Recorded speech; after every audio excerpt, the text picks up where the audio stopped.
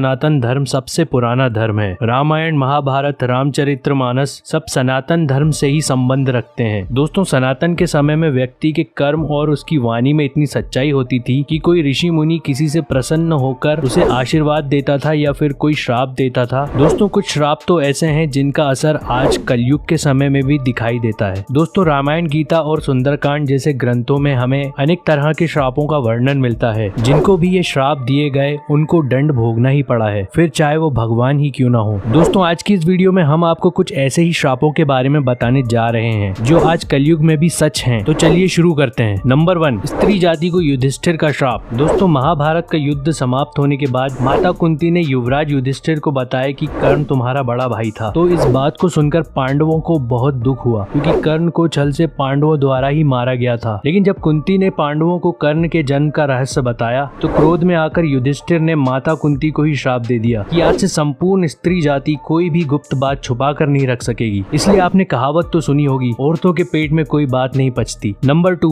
राजा पांडु को ऋषि किंदम का श्राप। दोस्तों, एक बार राजा पांडु जंगल में शिकार खेलने के लिए गए और वहीं पर वन में एक हिरन हिरनी का जोड़ा रात क्रिया कर रहा था। रति क्रिया करने वाले वो हिरन और हिरनी असल में ऋषि किंदम और उनकी पत्नी थे। जैसे ही राजा पांडु का बाण हिरन को लगा, वो अपनी असली अवस्था में आ गए और बाण लगने पर ऋषि किंदम ने राजा पांडु को श्राप दिया कि हे पापी, जब भी तुम किसी स्त्री से मिलन करोगे उसी समय तुम्हारी मृत्यु हो जाएगी। और जब राजा पांडु अपनी पत्नी माधवी के साथ मिलन रात्रि क्रिया कर रहे थे उसी समय उनकी मृत्यु हो गई थी। नंबर 3, श्रवण कुमार के माता पिता द्वारा राजा दशरथ को दिया गया श्राप। दोस्तों, एक बार की बात है जब श्रवण कुमार अपने माता पिता को तीर्थ यात्रा के लिए ले जा रहे थे, तभी उस दौरान श्रवण कुमार के पिता को प्यास लग जाती है। तो श्रवण कुमार अपने माता पिता को एक पेड़ के किनारे बैठाकर पानी की तलाश में जाते हैं। तभी राजा दशरथ जंगल में शिकार के लिए निकलते हैं। जब श्रवण कुमार नदी से पानी भर रहे होते हैं तो वहीं पर पास से गुजर रहे राजा दशरथ श्रवण कुमार को जानवर समझकर उन पर तीर छोड़ देते हैं। उन्हें लगा कि कोई जानवर नदी में पानी पी रहा है। तीर जैसे ही श्रवण कुमार के शरीर पर लगता है तो दर्द की वजह से श्रवण कुमार तेजी से चिल्लाने लगते हैं और कुछ ही क्षण में श्रवण कुमार की मृत्यु हो जाती है। जब इसका पता श्रवण कुमार के अंधे माँ और बाप को चलता है तो वो पुत्र वियोग में विचलित होने लगते हैं और क्रोध में आकर वो राजा दशरथ को श्राप दे देते हैं कि जैसे आज वो अपने पुत्र श्रवण के लिए तड़प रहे हैं, वैसे ही एक दिन दशरथ भी अपने पुत्र के पुत्र वियोग में तड़पेंगे। तभी दशरथ श्री राम के वनवास जाने के बाद उनके वियोग में तड़पते हैं। नंबर 4, उर्वशी का अर्जुन को श्राप। दोस्तों, महाभारत के युद्ध से पहले जब अर्जुन दिव्यास्त्र प्राप्त करने स्वर्ग गए थे तो वहाँ उर्वशी नाम की अप्सरा उन पर मोहित हो गई थी। उर्वशी को अर्जुन का सौंदर्य भा गया था और उर्वशी ने अर्जुन से विवाह की बात कही। ये सब बातें सुनकर अर्जुन ने उर्वशी से कहा कि आप तो मेरी माँ के समान हैं, भला मैं ये कैसे कर सकता हूँ। इस बात को सुनकर उर्वशी को क्रोध आ गया और उर्वशी ने अर्जुन को श्राप दे दिया कि तुम नपुंसकों की तरह बात कर रहे हो, इसलिए तुम नपुंसक हो जाओगे, तुम्हें स्त्रियों में नर्तक बनकर रहना पड़ेगा। नंबर 5, भगवान विष्णु को तुलसी का श्राप। दोस्तों, शायद आपको पता ही होगा कि माँ तुलसी शंखचूड़ नाम के एक राक्षस की पत्नी थी। तुलसी पति धर्म को मानने वाली पतिव्रता नारी थी। तुलसी के सतत्व के कारण देवता भी शंखचूड़ का वध करने में निर्बल थे। भगवान विष्णु ने देवताओं के उद्धार के लिए एक बार शंखचूड़ का रूप धारण किया और भगवान विष्णु ने तुलसी के सतीत्व को भंग कर दिया। सतीत्व का बल कम हो जाने पर भगवान शंकर ने शंखचूड़ का वध कर दिया। जब ये बात तुलसी को पता चली तो तुलसी ने भगवान विष्णु को पत्थर हो जाने का श्राप दिया और भगवान विष्णु पत्थर के हो गए। तुलसी के इसी श्राप के कारण भगवान विष्णु की पूजा शालिग्राम के रूप में पत्थर से बनी शीला के रूप में की जाती है। नंबर 6, परीक्षित को श्रृंग ऋषि का श्राप। दोस्तों, एक बार अभिमन्यु के पुत्र राजा परीक्षित जंगल में शिकार खेलते खेलते बहुत दूर चले गए थे। उस घोर जंगल में शमिक नाम के ऋषि दिखाई दिए। ऋषि अपनी मौन तपस्या में लीन थे। राजा परीक्षित ने उनके पास जाकर कुछ पूछा, लेकिन तपस्या में लीन होने के कारण ऋषि ने राजा का कोई जवाब नहीं दिया। ऋषि की ओर से कोई प्रतिक्रिया न मिलने पर परीक्षित बहुत क्रोधित हुए और क्रोध में राजा परीक्षित ने एक मरा हुआ सांप उठाकर ऋषि के गले में डाल दिया। इस बात का जब शमिक ऋषि के पुत्र श्रृंग को पता चला तो श्रृंग ऋषि ने राजा परीक्षित को श्राप दिया कि आज से 7 दिन बाद तुम्हें तक्षक नाग डस लेगा, जिससे तुम्हारी मृत्यु हो जाएगी। और ठीक 7 दिन बाद ऐसा ही हुआ था। नंबर 7, रावण को राजा अनरण्य का श्राप। दोस्तों, रघुकुल में एक परम प्रतापी राजा हुए जिनका नाम राजा अरण्य था। वाल्मीकि रामायण के अनुसार जब रावण का अत्याचार बढ़ने लगा था तो रावण विश्व विजय के लिए युद्ध करने निकला। दोस्तों, राजा अनरण्य से भी उसका भयंकर युद्ध हुआ। रावण के साथ उस युद्ध में राजा अनरण्य की मृत्यु हो गई। राजा अनरण्य ने मरने से पहले रावण को श्राप दिया, हे रावण, मेरे ही वंश रघुकुल में उत्पन्न एक राजकुमार तेरी मृत्यु का कारण बनेगा। राजा अनरण्य के श्राप के आगे जाकर भगवान श्री राम ने जन्म लिया और रघुकुल में पैदा हुए भगवान श्री राम ने ही रावण का वध किया। नंबर 8, परशुराम का कर्ण को श्राप। दोस्तों, आपको बता दें कि परशुराम भगवान विष्णु का ही एक अवतार है। कुंती और सूर्य से उत्पन्न कर्ण परशुराम का ही शिष्य था। कुंती पुत्र कर्ण ने अपने गुरु परशुराम को अपना परिचय एक सूत पुत्र के रूप में बताया था। एक बार गुरुकुल में जब परशुराम कर्ण की गोद में सर रखकर निद्रा में थे तो उसी समय परशुराम जी के उस निद्रा अवस्था में कर्ण को एक भयंकर कीड़े ने काट लिया। अपने गुरु की नींद में बाधा न आए इसलिए कर्ण ने उस कीड़े द्वारा काटे गए घावों के भयंकर दर्द को सहते रहे, लेकिन कर्ण ने अपने गुरु परशुराम को नींद से नहीं जगाया। जब परशुराम जी नींद से उठे तो उन्होंने देखा कि कर्ण के शरीर से रक्त बह रहा है। उसी समय वो समझ गए कि कर्ण सूत पुत्र नहीं बल्कि क्षत्रिय वंश का है, क्योंकि इतना भयंकर दर्द तो कोई क्षत्रिय वंश में पैदा हुआ ही सहन कर सकता है। इस बात से परशुराम जी को लगा कि उनके साथ कर्ण ने धोखा किया है, जिससे क्रोध में आकर परशुराम जी ने कर्ण को श्राप दे दिया कि हे कर्ण, मेरे द्वारा सिखाई हुई शस्त्र विद्या की जब तुम्हें सबसे ज्यादा आवश्यकता होगी उस समय तुम उस विद्या को भूल जाओगे। और पांडवों से युद्ध के दौरान भी यही हुआ, जिसकी वजह से कर्ण मृत्यु को प्राप्त हो गए। नंबर 9, श्री कृष्ण का अश्वत्थामा को श्राप। दोस्तों, महाभारत युद्ध के अंतिम समय में जब अश्वत्थामा ने धोखे से अभिमन्यु की पत्नी उत्तरा के गर्भ में पल रहे बच्चे की हत्या कर दी थी, तो इस तरह एक नादान बालक की गर्भ में हत्या कर देने पर भगवान श्री कृष्ण क्रोधित हो गए और भगवान श्री कृष्ण ने अश्वत्थामा को श्राप दिया और कहा कि हे अश्वत्थामा, तुम 3000 वर्ष तक इस पृथ्वी पर भटकते रहोगे और इस ब्रह्मांड में तुम्हारी किसी भी जीव से बातचीत नहीं हो सकेगी। साथ ही तुम्हारे शरीर से रक्त और मवाद की दुर्गंध आती रहेगी, इसलिए तुम किसी जीव और प्राणी के बीच नहीं रह सकोगे। तुम दुर्गम वन में अकेले ही पड़े रहोगे। नंबर 10, नारद ने दिया भगवान विष्णु को श्राप। दोस्तों, एक बार देव ऋषि नारद मुनि एक सुंदर कन्या पर मोहित हो गए थे। नारद मुनि उस कन्या के स्वयंवर में भगवान विष्णु का रूप बनाकर पहुंच गए और जब भगवान विष्णु को ये पता चला तो उन्होंने अपनी माया से नारद जी का मुंह वानर के समान कर दिया। और उसके बाद जब स्वयं भगवान विष्णु जी स्वयंवर में पहुंच गए तो उन्हें देखकर उस सुंदर कन्या ने भगवान विष्णु को अपना पति स्वीकार कर लिया। ये देखकर नारद मुनि भगवान विष्णु पर बहुत क्रोधित हुए और नारद मुनि ने भगवान विष्णु को श्राप दिया कि जिस प्रकार तुमने मुझे स्त्री के लिए व्याकुल किया है उसी प्रकार तुम्हें भी स्त्री के वियोग का दुख भोगना पड़ेगा। नारद मुनि के इस श्राप को भगवान विष्णु ने राम अवतार में पूरा किया। राम अवतार में वो अपनी पत्नी सीता के लिए पूरी उम्र भटकते रहे और जब माता सीता उन्हें मिल गयी तो धरती ने माता सीता को अपनी कोख में समा लिया था। तो दोस्तों, ये है रामायण, गीता और सुंदरकांड जैसे ग्रंथों में वर्णित वो श्राप जो प्राचीन समय में सच में घटित हुए हैं, जिनके प्रमाण हमें आज भी लोगों के मुंह से सुनने को मिलते हैं। दोस्तों, अगर आपको ये वीडियो अच्छी लगी और आप आगे भी इसी तरह की इंटरेस्टिंग वीडियो देखना चाहते हैं तो हमारे चैनल को सब्सक्राइब और नोटिफिकेशन बेल को ऑन कर दो ताकि हमारी वीडियोस की नोटिफिकेशन सबसे पहले आपके पास आए।